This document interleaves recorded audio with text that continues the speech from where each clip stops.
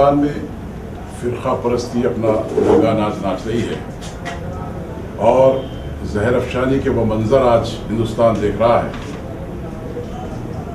मुसलमानों के ख़िलाफ़, जबकि मुसलमानों ने हिंदुस्तान की आज़ादी में तन मन धन की बाजी लगाई, कुर्बानियाँ पेश की, लेकिन आज एक एहसान फरामोश कौम की तरह आज़ादी के बाद से आज तक मुसलसिल मुसलमानों के ख़िलाफ़ जहर अफशानी की जा रही है, जिसकी बेशुमार मिसालें मौजूद हैं। बारहा मुकदमे दर्ज किए गए, बारहा हुकूमतों को, क़ानून के रखवालों को इस बात की तरफ मुतवज्जे किया गया, लेकिन अफसोस का मुकाम है कि न सिर्फ मुसलमानों के ख़िलाफ़ जहर अफशानी की गई, बल्कि हज़ारों फसादात के ज़रिए से मुसलमानों की इमलाक को, मुसलमानों की तालीमी इदारों को, मुसलमानों के तिजारती इदारों को जला के खाकिस्तर किया गया। हमेशा से फ़िरक़ा परस्तों की ये बुनियादी उनका नज़रिया ये था कि वो हिंदुस्तान के अंदर मुसलमानों को ख़त्म कर देंगे। मेरा कहना ये है कि मुसलमानों को जलाया जा सकता है, मुसलमानों को डराया जा सकता, धमकाया जा सकता है, लेकिन मुसलमानों को ख़त्म नहीं किया जा सकता। इसकी बदतरीन मिसाल आज हमारे सामने हैदराबाद के अंदर एक कन्वीनर जो हिंदू सुरक्षा कमेटी के नाम से यहाँ टैंक बैंड के पास, लोअर टैंक बैंड के पास गुज़िश्ता 2 दिन पहले जिस तरह की जहर अफशानी की गई, स्वामी कमल आनंद के नाम से एक शख्स ने, जो अपनी ज़िंदगी के आखिरी हिस्सों में है, वो ये कहता है कि जहाँ भी मुसलमानों को देखेंगे तो उनका कत्लेआम कर देंगे। और इसकी मिसाल वो जोड़ता है उस वाक़े से जबकि 1992 6 दिसंबर को बाबरी मस्जिद शहीद हुई, जिस तरह का खून खराबा हुआ, बॉम्बे और गुजरात में जिस तरह के फसादात हुए, उसका वाज़ेह इशारा देकर कहता है कि इस तरह मुसलमानों का कत्लेआम किया जाएगा।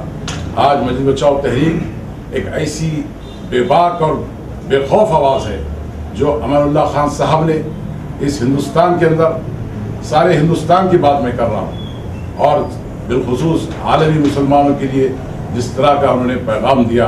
आज मजलिस बचाओ तहरीक हर उस जहन को जो मुसलमानों के ख़िलाफ़ है, उसका सख्त एहतसाब के लिए अपने आप को जो है उसके अंदर पेश करने तैयार है। आज अगर हिंदू जहन ये समझता है और लाशऊरी तौर पर उनका एहसास है कि वो हिंदुस्तान के अंदर एक मेजॉरिटी में है और मेजॉरिटी में होकर वो कुछ भी कर सकते हैं, तो ये मुसलमानों का नज़रिया, जहन और ज़िंदगी, फ़िक्र और नज़र ये है कि मुसलमान अक़लियत और अक्सरियत के इन मिसालों पर या इन पैमानों पर नहीं सोचता। ये तारीख़ की मिसालें, हज़ारों मिसालें आपके सामने मिलेगी कि चंद मुट्ठी भर मुसलमान अगर जब एक अज़्म और हौसले के साथ उठते हैं और तो बातिल को जो लर्ज़ा बदनाम करके रख देते हैं। आज अगर हिंदुस्तान के फ़िरक़ा परस्त जैसे बाल ठाकरे थे, गुजर गए, जैसे अभी स्वामी का मामला है या प्रवीण टोगाडिया का मामला है, इस तरह के कई नाम आप फिर इसमें देख सकते हैं। इनको मजलिस बचाओ तहरीक चैलेंज करती है कि अगर तुम्हारे जहन के किसी गोशे में अगर ये एहसास है कि तुम हिंदुस्तान के अंदर एक मेजॉरिटी हो, तो तुम्हें ये तुम्हें सोचना चाहिए कि तुम मेजॉरिटी नहीं बल्कि तुम माइनॉरिटी हो, क्योंकि तुम्हारे अपने मज़हब ने तुम्हारे फ़िरक़े को 4 हिस्सों में तकसीम किया। ये बड़ी नाइंसाफ़ी की बात है कि यहाँ पर आज मुसलमानों के ख़िलाफ़ जहर अफशानी की जाती है और जहर अफशानी मुसलमानों के ख़िलाफ़ होती है और मुसलमानों के बाबरी मस्जिद का ताना दिया जाता है, जबकि क़ानून, दस्तूर, हुकूमत सब मुसलमानों की है। एक बात यहाँ पर बड़े गौर फिक्र से हमको सोचना है, तमाम सेकुलर हिंदू भाइयों के लिए, तमाम ऐसे लोगों के लिए जो गौर फिक्र कर सकते हैं, उनके लिए मेरा ये इस बात का दावत है, उन्हें दावत फ़िक्र है, दावत गौर फिक्र है कि इस तरह का जहन जो आज हिंदुस्तान को कमज़ोर करना चाहता है। एक अगर घर जलाते हैं आप, एक मुसलमान का घर जलता है तो उसके रूप में मुसलमान का घर जलता है तो हिंदुस्तानी का घर जलता है। अगर मुसलमानों की इमलाक पे हमला होता है तो हिंदुस्तान की इमलाक पे हमला होता है। ये नादान ये बात समझ नहीं सकते, इनको समझाना पड़ेगा। आज ये स्वामी कमल आनंद ने जो जहर अफशानी की है, इस जहर अफशानी के खिलाफ हमने एक मुकदमा दर्ज किया है, कंप्लेंट किया है और FIR नंबर 8 2013 जबीरपुरा PS के अंदर हमने कंप्लेंट किया है। हमारा ये मुतालबा है हुकूमत के तमाम ऐवानों से और कानून की तमाम एजेंसियों से कि इस तरह के पनपते हुए जहन को रोक लगाने के लिए इस मुकदमे को जो हमने बड़े सोच समझ कर पेश किया है इस पर तामील हो और फौरन इस स्वामी को गिरफ्तार किया जाए और कानून के हवाले किया जाए और कानून के खिलाफ वाकई सजा दी जाए।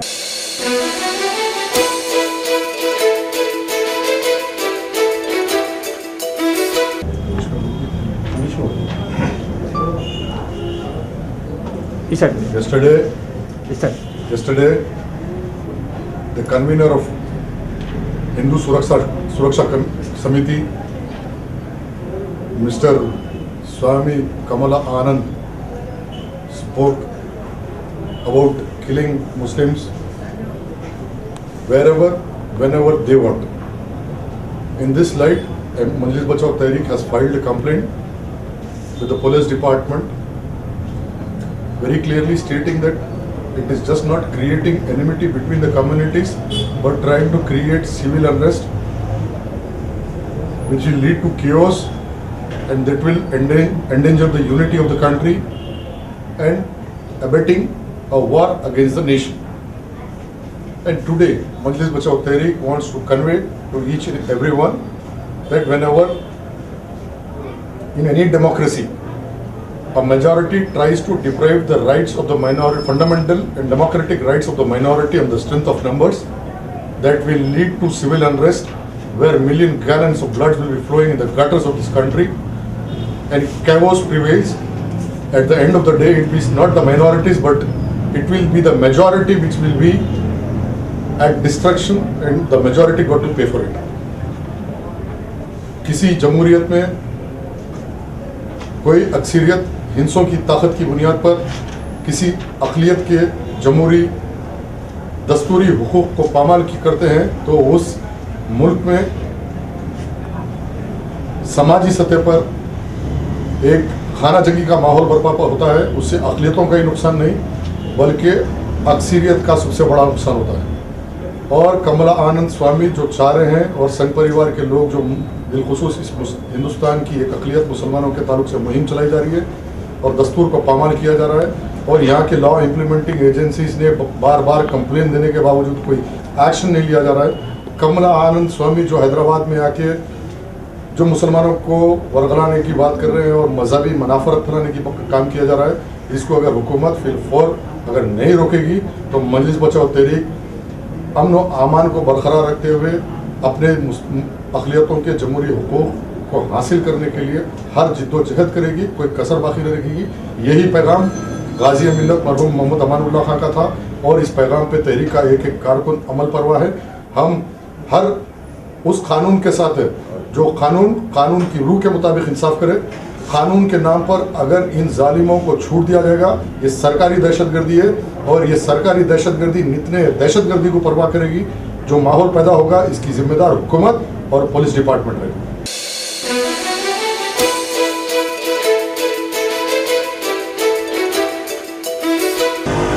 आज मजलिस बचाओ तहरीक की तरफ से नबीरपुरा पुलिस स्टेशन और assistant commissioner of police Mir Chowk को एक कंप्लेंट दिया गया। उस कंप्लेंट में स्वामी कमला आनंद कन्वेनर हिंदू सुरक्षा समिति के खिलाफ में एक FIR दर्ज करने के और उनकी गिरफ्तारी का मुतालबा किया गया है। कल इंदिरा पार्क यानी धरना चौक हैदराबाद में नाम नेहद स्वामी कमल आनंद कन्वेनर हिंदू सुरक्षा समिति अपनी तकरीर के दौरान तकरीबन 45 मिनट की इस तकरीर के दौरान 20 मिनट तक हिंदुस्तान के मुसलमानों के ताल्लुक़ से ज़हर अफशानी करते हुए इस बात का ऐलान किया कि मुसलमानों को हिंदुस्तान के किसी भी कोने में मारने की वो ताकत रखते हैं। पहला सवाल कि स्वामी जी अगर आपके पास ताकत थी तो अब तक आप उस ताकत का इस्तेमाल क्यों नहीं किए। दूसरी चीज़ कि शहर में मुसलसल पिछले 4 महीने से एक हंगामा बर्पा करने की कोशिश की जा रही है। इसका रास्त फ़ायदा किसको है, इसका नुकसान किसको है। मुझे ऐसा लगता है कि इस चीफ मिनिस्टर किरण कुमार रेड्डी को हटाने के लिए कुछ ऐसी कोशिश की जा रही है कि फ़िरका वाराना फिसादात हो और उसके बाद में कांग्रेस के चीफ मिनिस्टर को हटाने की ये कोशिश की जा रही है। आप साबिक अगर देखेंगे तो मालूम होगा कि चिन्ना रेड्डी के दौर में चिन्ना रेड्डी को हटाने के लिए एक कैसेट बजाकर फिसाद किया गया था, जिसमें नारों की आवाज़ें थी, नारे तकबीर अल्लाह अकबर, और उसके अंदर ना जय सिया राम के नारे थे। उसके बाद में कुछ दिनों के बाद में फिर से नेदुरमल्ली जनार्दन रेड्डी चीफ मिनिस्टर को हटाने के लिए फिर से फिसाद करवाया गया। जब भी यही ख़ानदान अवैसी का नाम आया उस वक्त भी कि फिसाद करवाने के लिए, उसके बाद और रायलसीमा के कुछ लोगों का नाम आया। उसके बाद में चंद्रबाबू नायडू के पीरियड में भी एक पम्फलेट छापा गया नौजुबिल्ला के एक हनुमान के पैरों के नीचे, गणेश के पैर के नीचे मक्का और मदीना की तस्वीर छुपाकर सारे मुस्लिम बस्तियों में बांटकर एक फिसाद करने की कोशिश की गई। उस वक्त भी फिसाद में यही लोगों का नाम आया, इनके जो करीबी लोग थे। आज कुछ दिन से जब से ये कांग्रेस से अपना रिश्ता छोड़े हैं, उस दिन से मुसलसल हैदराबाद में एक फ़िरका वाराना फिसादात किए जा रहे हैं। पहले तो भाग्य लक्ष्मी मंदिर का वाक़या लेकर फिसाद करने की कोशिश की गई। उसके बाद परवीन तोगाड़िया को हैदराबाद लाकर मुसलमानों को गालियाँ दिया गया। उसके बाद फिर मजलिस के एक रुकन असेंबली की तरफ से 3 जलसों में निज़ामाबाद, निर्मल और अनंतपुर में जहर अफशानी किसी दूसरे मज़हब के ताल्लुक़ से की गई। और कल जबकि शहर के पूरे हालात ख़राब है, आंध्र प्रदेश में सेक्शन 144 लगा दिया गया है। मेरा ये सवाल है कि इस आरएसएस की सिस्टर ऑर्गेनाइजेशन हिंदू सुरक्षा समिति, मैं तो कभी इस हिंदू सुरक्षा समिति का नाम नहीं सुना।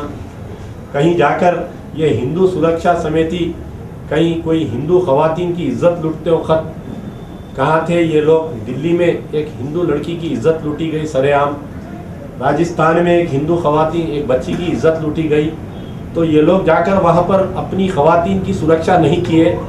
कल इनको परमिशन कैसे दिया गया और उस वक़्त पुलिस क्या कर रही थी?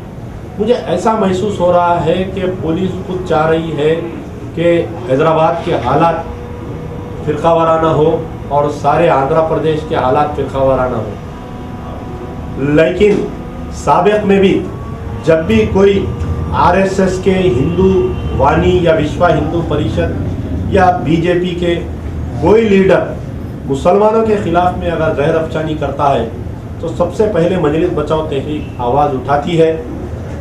साबिक में जब डॉक्टर आचार्य किशोर राज चार मीनार के दामन में ठहरकर मुसलमानों के ताल्लुक़ से गणेश त्यौहार के जब जहर अफशानी की, तो हमने चार मीनार पुलिस स्टेशन में एक दरख्वास्त दी थी, FIR हुआ, लेकिन आज की तारीख तक भी गिरफ्तारी नहीं हुई।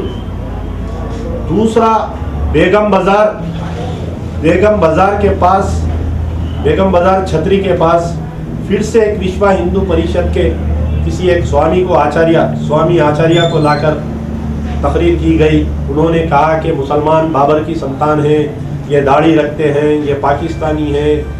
न सिर्फ मुसलमानों को उन्होंने गाली दी, बल्कि इस हिंदुस्तान के जो बाबाए हिंदुस्तान माना जाता है, जिनको हिंदुस्तान के father of nation Gandhi ji को भी उन्होंने गाली दी।